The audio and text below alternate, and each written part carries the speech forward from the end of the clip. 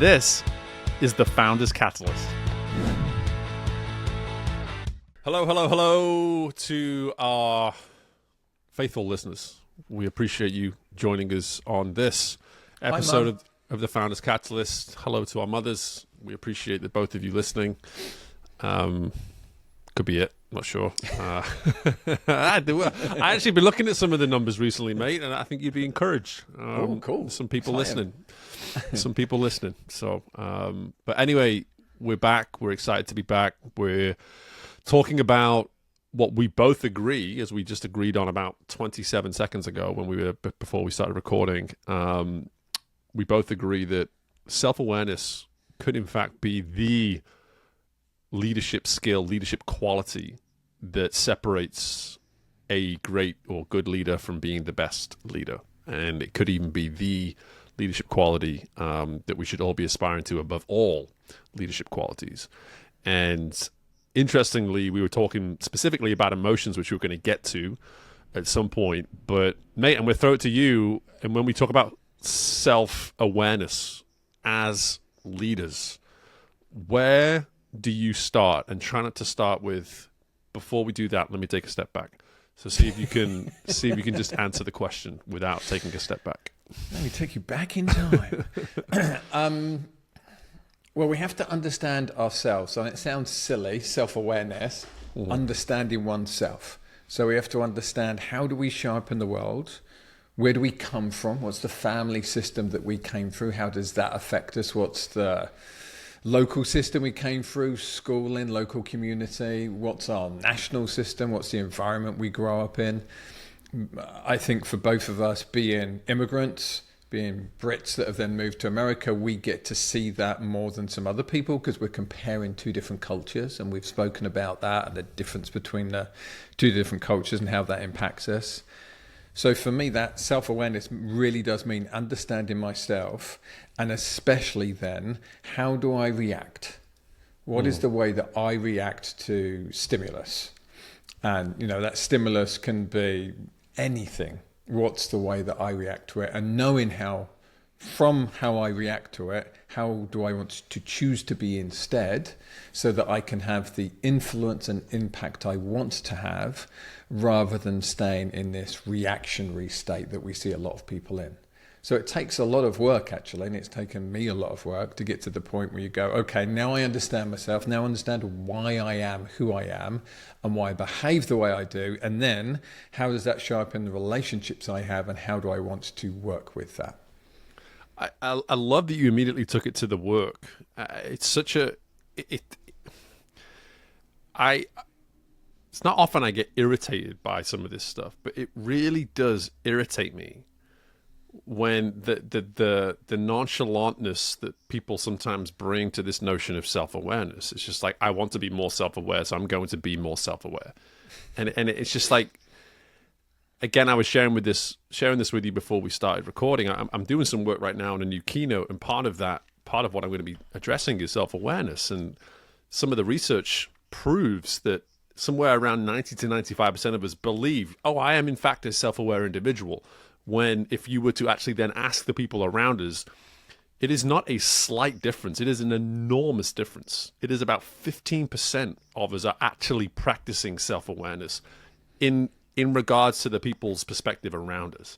And at the end of the day, that is the only way we can actually be assessed on our ability to be self-aware. If we're the ones judging our self-awareness, and I just said, hey, I'm now more aware of what I do, that isn't really, you can't test that. The people around you are the ones providing you the feedback on whether or not you are in fact self-aware. So when you put it that way, immediately it insists upon the work. You are not only doing this for yourself and how you can better show up. The impact is how that work then influences directly those around you. So bringing it back to the leader now, you are becoming self-aware typically on areas that you are unaware that you need to improve, that others are seeing in you that you are not seeing. Like that is hard. That is so hard. That is like saying if you can just almost have this like version of yourself that hovers over the room at all times, that is assessing what you do and how you do it, and to be able to have a feedback loop internally that can then in some way adjust the way in which you're showing up and responding in the moment. That is, when you say it like that, I probably lost you at some point trying to give you that explanation. And it is, in fact, that confusing, and it can certainly be that overwhelming, especially when I start to work on these kind of ideas with clients at times, is that you start explaining it to them like that. I'm like, that's so much stuff I have to think about just to be self-aware. And I'm like, that's right. Which is why it's step by step. It's a process. It's something that you learn over time and that you practice and you get it wrong and you practice and you get it wrong and you practice again. Like, that is as exhaustive as this thing is. And it's okay to acknowledge that, hey, when I commit to being more self-aware, I am therefore committing to a ton of work. Yeah. A couple of things come up for me. One, I think I've always had that observer. I think that's partly how I've ended up doing this work, that from a very early age, I've always had experiences and then want to dissect them. Why did I do that? Why did this happen? And I know other people do. And what do you think it is about you, mate, that... Because I relate to that. I'm very similar. Like, what is it that makes you think you're like that? I think it's a safety mechanism. Like, my dad wasn't safe, so I had to evaluate things, be aware of the situations to be safe. And I think that's also how my brain's wired, to just be very analytical. Like, everything I was good at with school was all of the things that required analysis. And then I look at it and I think to myself, what has been my journey with that? And how have I learned things about myself as time has gone on? And here we are, I'm 52 years old. And in the last 5 years, I've also discovered I'm dyslexic and autistic, or on the autism scale spectrum. And so 30 years into doing this work, I'm still discovering things about myself and things that still make sense, where I'm like, oh God, that makes so much sense. I spent a lot of my life feeling misunderstood by people. And actually... really, I think I've been misunderstood by myself, even when I'm trying to understand myself. And then I turn that lens on other people, and I'm world-class at understanding other people. It's not unusual for me to have an initial conversation with somebody, a coaching call, and for them to say, nobody's ever reflected these things to me. And yeah, it's still taken me 30 years to go to your point of the journey and how hard this work is. It's still taken me 30 years to really get to the point where I think I've pretty much figured myself out, with the help of multiple other people and by being in situations where other people are experiencing things with me. And having that opportunity to be around people that, and here's the thing, can reflect things to you that you can't see yourself. Right. And, your statistic is correct in my experience, that we think we're more self-aware than we are, but then humans always think they're better than they are. So, 78% of people, whatever the statistic is, it's around 80% of people think they're better drivers than average. Well, 50% would be the average. So 30% of people think they're better drivers than they are. Right. Daniel Kahneman, I mentioned him on the show before, has done a ton of work on this, where he's shown that human beings aren't as aware as they think they are about their choices, about the way that they gather information and data. And if you want to be exceptional, all the studies show that your EQ, so your ability to understand yourself and other people, is a bigger predeterminator of success than your IQ. And your IQ is fixed. Think of it like when you buy a computer, how much computing power does that computer have? That's your IQ, and then the software that runs on it is your EQ. You can update software, you can change software. You can't change the hardware, right? You bought the computer, it's sealed, that's the hardware that you've got to work with. So I think of that self-awareness as what programs are we running, and how aware are we of the programs we're running? And have we chosen the programs, or have they been given to us by family, society, and they're just running and we don't understand them? Yeah. I think I've been working with like an Amstrad from the 80s for a long time. But the thing that I really like, though, the idea of that, of the programming and the software, because EQ is something I've always prided myself on, and it is something that it's why I never give up on folks. when we work with the folks that we work with, and they come to us with these concerns, or you see these potential blind spots in their armor when it comes to just, hey, their ability to listen, their ability to speak candidly, communicate clearly, whatever it may be, all of these different emotional elements to the work that they do. I never get disheartened, even in sometimes some of the most concerning situations. I'm always like, there's still an opportunity for you to develop and learn this, because this is the area where you can grow and can improve. That degree that you got and the education that you continue to get in the work that you do, you will continue to get that. And to some extent, the program will continue to improve over time. But in terms of the here and now and the true impact that you're having in this work, that you do every day, that's for me where I get excited in this work, is that you can actually work through those emotions and help a person understand how often they are approaching things from an emotional perspective. And that's again, I never have this information to hand, but I know from an emotional, irrational component, we're talking about in the millions of responses that we deal with every single day internally. And then the actual rational thoughts that we have are barely in the hundreds, and it's just like the ratio is insane. And yet we're telling ourselves daily that I am a rational person. I am thinking logically, all this kind of thing. And it's like, yes, like you may be able to filter through it, but that's actually where the self-awareness work comes through. It's like, I am feeling this right now. Am I aware that I'm projecting that right now? Am I aware that my face is telling everyone exactly what I'm emotionally processing right now? Or am I internalizing that effectively to where I'm not presenting that? I'm not in any way switching myself off to the room. I'm not in any way discontinuing the quality of the conversation because of the energy that I'm now putting out to the room. Are you aware of these things? Are you able to create that tiny filter that just prevents the emotion reaching the surface sometimes that isn't actually good for the situation and specifically for the people that are in that room? And for me, mate, that's at least how I've always looked at that work. And when I talk about that sort of like floating version of myself, not that I'm schizophrenic or anything like that, it kind of comes off like that, right? But the fact of the matter is, I allude to it all the time when I'm doing my coaching. I'll tell people like, there's this part of me right now that is internalizing a specific thought. I want to share it with you, and correct me if I'm wrong, but this is intuitively what I'm picking up on. And when I say that, I'm typically referring to this sort of version of myself that is assessing and analyzing the conversation as it's happening, and then reflecting that back to the individual. Yeah. Again, I can revert back to Kahneman's work when it comes to logical thinking. And his studies have shown that people think that they make most of their decisions logically, when the evidence just doesn't support that. We make most of our decisions emotively, and then what we do is we look for evidence to support those decisions.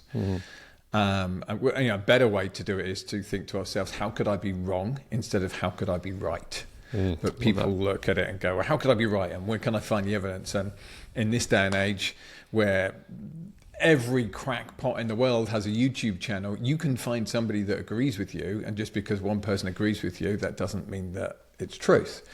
And he did a study on judges, and what came from that study was that judges needed much more guideline on the sentencing that they were given, because their sentencing varied wildly depending on time of day, whether their favorite football team had won at the weekend or not, whether they'd eaten yet, whether they'd had an argument with their spouse. And they were certain that none of these things were affecting their decisions, yet the study proved that quite clearly these things were markedly affecting their decisions. And this takes us back to leadership. So let's roll this back to what we love. And that is, you have to be aware of your own emotional state. You have to be aware of the things that trigger you. And I'm not talking TikTok, I'm triggered. I'm talking the things that activate your nervous response system, your fight, flight, freeze, and fawn, and be aware of then how to regulate yourself. And this is a huge part of it. How do you move yourself from below the line, so that's my emotive animalistic response, to above the line, here's my conscious choice. How would I like to show up? And if you don't know what activates you, what triggers you, what's your typical pattern when you get activated and triggered, what you're feeling then you can't make conscious choice because you're not aware you're in it. And, you said it right at the beginning. Well, I'm self-aware. I just got to decide I'm going to be self-aware. That's like saying, well, I'm just going to decide I'm going to be an Olympic champion. Cool. Well, how? How are you going to get there? What are you going to do today that's going to be the first thing that's going to move you towards it? You can't will yourself to be an Olympic champion. You have to go, okay, right, I'm going to buy a bike. Then I'm going to start training at the velodrome. Then I'm going to start doing some weightlifting. Then I'm going to start getting tested for my aerodynamic drag. And then, there's all these parts that go into it. And we should and need to do the same on ourselves as human beings to understand, who am I? What makes me who I am? How do I show up? And then how would I like to do it differently if I want to be more effective? Yeah. If my go-to fight, flight, freeze or fawn response is to fight, that means I can have a lot of conflict in my life. Is that what I want? Sometimes conflict is useful. A lot of the time conflict is not useful. But if that's your default pattern, because that's what got you through a chaotic childhood with a bunch of other kids in the home and you had to fight to get fed and noticed and to get love, that got you through your family system, but it's not going to get you through an adult working system. Yeah, it's funny how the way you explained yourself earlier, just like why it is you feel as though you've developed this ability to be self-aware, maybe at a more advanced rate than others. Like I've lived a life of figuring it out for myself. Like I'm very young parents were just like, go figure it out. Like, don't depend on us. I think I was 8, 9 years old when Dad was like, okay, if practice is in the afternoon, if you have a training session in the afternoon, I'm okay with you taking your bike. You don't need me to take you to training in the car or anything like that. And from as young as 8 or 9, it was like, either I want to go or I don't. Like even that ability just to sort of ask a question, do I want to do this today? I was getting that introduction to self-awareness. Like what mood am I in right now? Like how motivated am I right now? All these kind of things. To fast forward to this very day, and I just shared with you before we got started, I've been up since 3:30 this morning and just woke up. My son decided he was just going to come sleep in our bed, kicked me in the back. It's about 3 a.m. Took him to his bedroom, came back to my bed, laid there, and the mind just kicked in. And I was ready to go. I was ready to work. I said, I might as well just get up and be productive. And we're now about 6 hours into this day. And I'm very self-aware that I'm running on minimal sleep today. Like so far beneath what I would typically expect to get sleep-wise. And I'm taking that level of awareness into everything that I do. I've got a couple of coaching sessions later today. Here I am speaking with you. Like all of these moments that I'm going to be in throughout my day, I am preemptively going in saying, you need to take a second more at times than you typically would do before you respond and before you decide the direction you intend to go, because you're operating on very little sleep. You are tired, even though you're going to disguise it to the whole world that you're not. You are tired today, and you're carrying that tiredness into all that you do, and it will influence your judgment. It will influence the way you want to respond. And just simply reminding myself that on an hourly basis going into each meeting, that's the work. That's the willingness to acknowledge, like, I am not myself today. And I'm not going to let it actually influence how I show up. I'm not going to use it as the excuse, like, hey, I'm tired, so I get to behave a certain way. No. I'm actually going to double down on the work and say, with this tiredness that I'm carrying with me today, I need to be more attentive to how I show up. I need to be more aware of what I plan to say before I say it. Maybe even ask for a little bit more time to compose myself before I say it. All these little things that you can ask for. We're talking about getting a second or two more than you typically might need to ensure that the response is what is asked of you in that particular moment. Yeah. You said something there about kind of being aware of where you're at. And I think that's a really important thing. I want to highlight that. I do a presentation on emotional awareness. So kind of locating where you are at any time emotionally. How's that affecting how I'm thinking and being and leading? And I got some feedback last time I presented it of like, well, this is all well and good if you're feeling great and you're in a good space, but what about if you're not? And I've had to add another slide to my presentation because I'm like, yeah, it's a good point. How you're showing up affects how you can show up. Yep. So are you tired? Are you stressed? Are you in an argument with your spouse?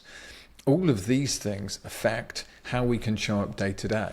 So not only have we got our programming from childhood and our social circumstances, schooling, where we live, we've then got what am I dealing with today? So what am I bringing into the workplace today from outside?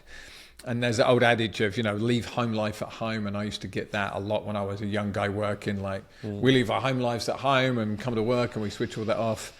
But that's not how humans work. No. Even if you pretend to switch that off, you're still bringing it with you. It's still having an impact. That argument with your wife or your husband or your friend or your kid, that is coming to work with you. And how are we aware of that and how are we aware of that influencing us? And then we have the health aspect.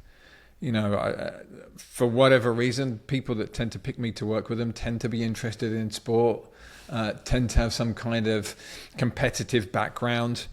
And even those people don't realize how much their physical well-being affects their mental well-being. Even people experienced in this stuff have to be reminded, hey, you remember those days when you were an athlete and you were making sure that you were sleeping 9 hours a night and you were getting enough protein and you were exercising and resting, and now you're showing up as a founder and you're working 100 hours a week and you're not sleeping and you're drinking huge amounts of caffeine and you're buzzed and wired. That's affecting your decisions.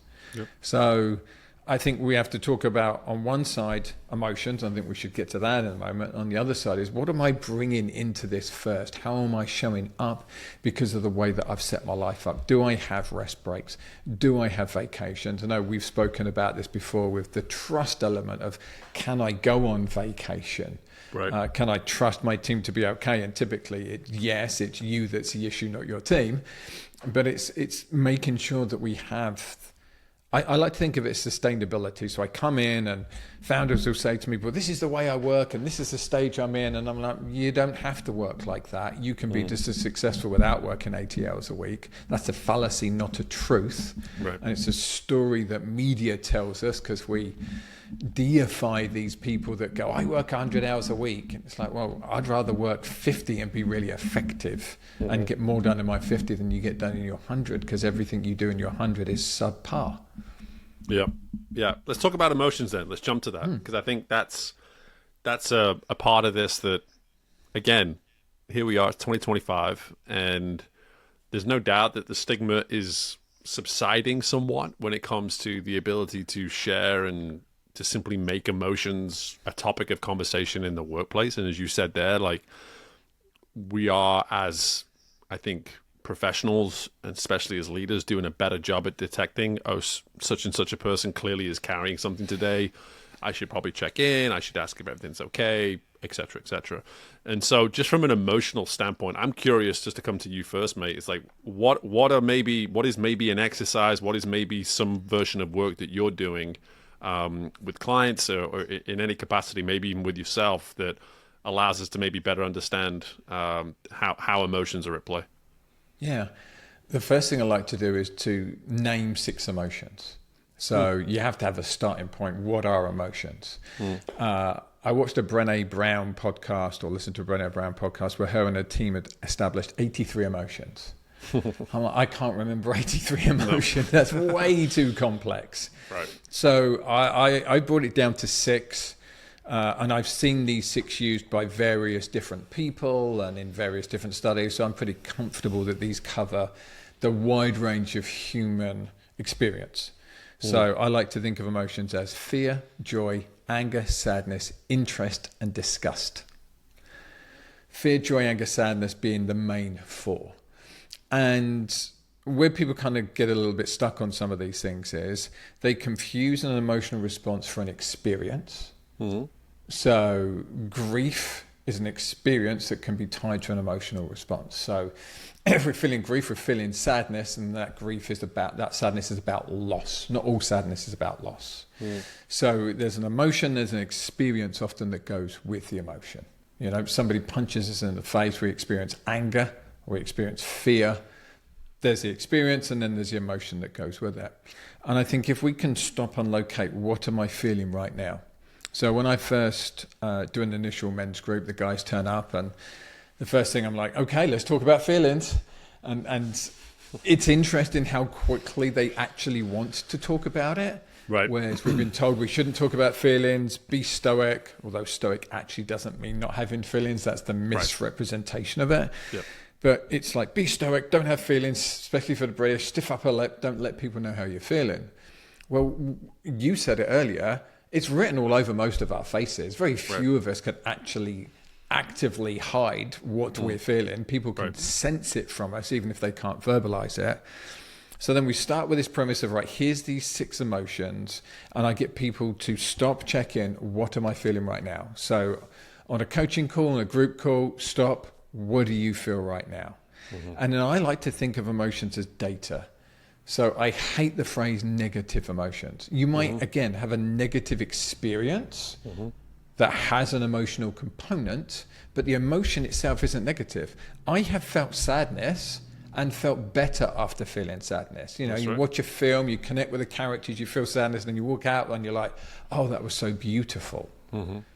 So sadness is not a negative emotion. Anger is not a negative emotion. It's data telling me about my experience in the world. Typically when we feel anger, there's something that needs to be done that we need some clean energy for, or there's a boundary that's being crossed that we need to go, hang on a second, that's not good for me, I need to do something about that. So I think of these emotions as data telling us about our experience. And when I say anger, anger can be mild irritation to abject rage. The first thing we want to identify is what emotion is that I'm feeling, and then where on the scale am I? Is it mild irritation, or is it I want to kill everybody? And a lot of people, especially men and women, are scared of some of their emotions. They're very scared of anger. You know, I get a lot of guys that turn up to my men's group and they're scared of being angry because they think that anger can only be rage. They don't think anger can be, I'm angry and I want to do something about that anger. I'm realizing somebody's mistreating me. That's why I feel angry. I now need to go and have a conversation with them. And it's okay for me to say, I'm angry about the way that you're treating me. That is an okay thing to say to somebody.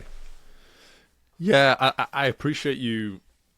I appreciate you separating the idea of the emotion and the experience, because for me, a lot of the time, that is what clients are actually describing as an experience. And our job in that moment is to get to the root emotion, right? As you say, like, what are you feeling right now? It's like, I just told you what I felt. It's like, well, no. You told me what happened. You know, it's just like, I need you to tell me what you feel. Yes. And the idea that in simply being able to state, like, hey, in this moment, I felt this. It's why I'm always encouraging clients, like, hey, when you're in those moments, do me a favor. And if you can just find a minute after the moment and just write down what you're feeling in the moment, it actually really serves the work that we're doing, as opposed to trying to go back a week and say, like, oh, what did I feel in that moment? You're never going to quite get it the way you could. And again, I'm that's going to pause you there because Yeah. I think that's so important. I want to reiterate exactly what you said. Yeah. In meditation, it's called noting. So you note, what is it that I feel right now? And it's the way to learn. If we go back right to the very beginning of this conversation of how do we become self-aware, that's how we become self-aware. We note, what is it that's going on for me right now? Yeah. And that's, like, again, for me, that is why I always, like, here we are really encouraging folks to practice what it means to be self-aware, but the work starts in the noticing. It really does. Like, can you simply note, in this moment, I felt this. And here's the beauty of that, is that over time, I believe, over, like, let's say a month stretch where you're having all these meetings typically as a leader every single week, can you connect some dots of reoccurring emotions over a month? That is a huge leap in self-awareness. It's like, oh, look at that. Having now noted the emotions that are coming out of these meetings, I've noticed that, for instance, 20% of these meetings provide irritation. They provide some form of frustration, anger, whatever you want to call it, all falls into that same sort of block. Yeah. And it's like, okay, what does that mean? What does that represent? What can I learn about myself by knowing that 20% of my monthly meetings are creating some form of a frustrated / angry emotion? Well, could be some work to do around why are we having the meeting. It could have a lot to do with just your entire perception towards the meeting, like whatever it might be. But that's where the work then begins. And to your point, we've used the experience to define the emotion, and the emotion has now led to a potential either action change or behavioral change. It's probably going to be one or the other. There may be another option there, but it's probably going to be one of those. What might the action be that we need to change, or what might the behavior be that we need to change? And in that's when the self-awareness begins. We're now practicing it. And to go back to the work component of this that we alluded to at the beginning, that's the work. Like taking a month and documenting those moments, like, oh, look at that. And I'm going to come into my coaching session and show my coach, hey, look at these 6 times in the last 3 weeks where I've had the same emotional response in very similar situations. That is work, folks. That is documentation. That is we then get to explore it, why it's happening, what you want to do about it. And then we become more self-aware. Suddenly now, you're probably going to even anticipate that emotion coming, to where it's like, okay, if the emotion arrives, now I'm going to start practicing what I want to do about it when the emotion arrives. Yeah, when people are struggling, we're working on something, I wish I didn't do this, or I need to do this. They want to jump to the solution rather than, well, where do we start first? And where we start first is the noting. What is it that you're experiencing? And then what does that emotion, if we get curious and we say, okay, that emotion is data. I'm now curious. I'm going to ask that. What is it telling me? So you note that on these Friday afternoon meetings, you just feel angry. Well, maybe Friday afternoon is not a great time for you to have a meeting. Right. End of the week, you're fatigued, you want to be doing something else. That's just not a great time for you to have your meeting. So you reschedule your meetings to the morning where you're energized and you're excited. This is what information we can get from these feelings if we stop and be curious. And as you said, you've got to note it first. So what is it I'm feeling? What is the experience I'm having right now? What am I feeling? What does that tell me? Now, let's get curious about what can I do differently instead based on that information. Oh, I'm noticing that this one person, they don't add anything to the meeting. Either they're completely passive, like, well, why have we got them here? Or they just ask silly questions, or they just, they want to be heard. So they're just talking. And I'm angry. And I'm leaving this meeting feeling angry because this person is talking. Now I can go, I need to do something about that. I need to coach that person. Hey, we only need to hear from you if you've got something proactive to add to the conversation. Right. I don't need to hear from you if you don't have something proactive to add to the conversation. Or I want you to think more carefully about what is it you're sharing with us, and does it move the needle forwards? Mm-hmm. So you're 100% spot on of that self-awareness is understanding, who am I? How do I show up? What's the emotional response I'm having at any point? What's that emotional response telling me? Now, from a place of curiosity, how would I like to be different, to be more effective? And you can't get to the last stage of being more effective if you haven't done all the stuff before it. It's like you're swimming in the dark and you can't see where you're going because you haven't got the information. And I want to keep reiterating that. Emotions are data. They tell you about your experience in the world. That's why our biological and psychological system is set up such that we have a flight, fight, freeze, fawn response to save us from threats, and then an emotional response that goes with those threats. And now in the modern world, the threat is somebody hasn't responded to my email, or somebody sent me a text saying we need to talk, or somebody cut me off in the middle of a sentence. And our bodies can still experience these things as life or death. And we've got to roll that back and go, it's not life or death. What would I like to do with it from a place of conscious choice rather than emotive reaction? Yep, absolutely. All right, mate, land the plane for us here in terms of where we need to, what we need to be taken away. And the irony of this is I'm actually angering someone right now because I'm 3 minutes late for a meeting and I sent them a message, and so they are now emotionally responding to me. It's not serious enough for it to cause too much damage, but I couldn't help but just acknowledge the irony based on our conversation. And then I'll let them know too. It's like, you have every right to feel the emotional state that you have right now at the beginning of this meeting. So that's an assumption, though. You might get there and they might That's say, true. oh, I really needed that 5 minutes. I needed a bio yes. break, or I wanted to walk outside for 5 minutes.